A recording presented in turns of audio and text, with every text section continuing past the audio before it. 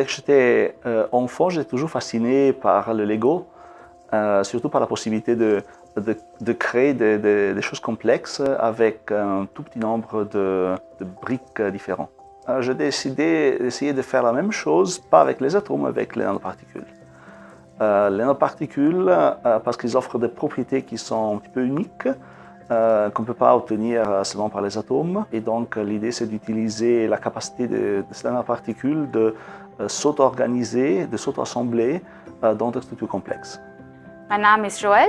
Bei meiner Forschung geht es um die Strukturkontrolle von Silikamaterialien und dies erreichen wir durch Magnetismus.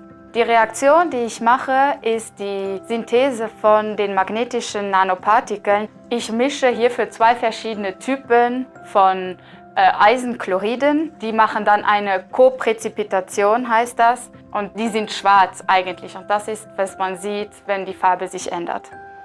Jusqu'à maintenant, la majorité des recherches qui ont été faites, elles ont été faites à partir de nanoparticules qui sont sphériques et isotropes, c'est-à-dire qu'elles ont la même réactivité dans toutes les directions de l'espace. Ce qui fait que les possibilités d'auto-assemblage sont relativement limitées. Et moi, ce que j'ai fait, c'est j'ai essayé d'aller une étape plus loin et de fabriquer des nanoparticules asymétriques, ce qui fait qu'on arrive à leur donner, si vous voulez, une sorte de directionnalité dans l'espace. Et à partir de là, ce qu'on a observé, c'est qu'en fait, les possibilités d'auto-assemblage sont beaucoup plus évoluées et plus grandes que ce qu'on peut faire avec des simples particules sphériques. Et ensuite, il y a beaucoup de caractérisation, donc on fait beaucoup de microscopie, on fait beaucoup de diffraction laser.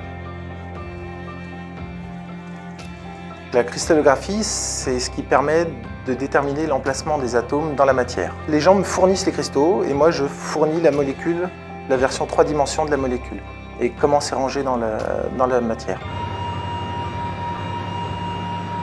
La spectrométrie de masse, c'est une technique qui nous permet à peu près de calculer les poids des molécules. Donc c'est un peu comme une balance et on peut utiliser ces balances pour avoir une idée en fait, de la taille des molécules.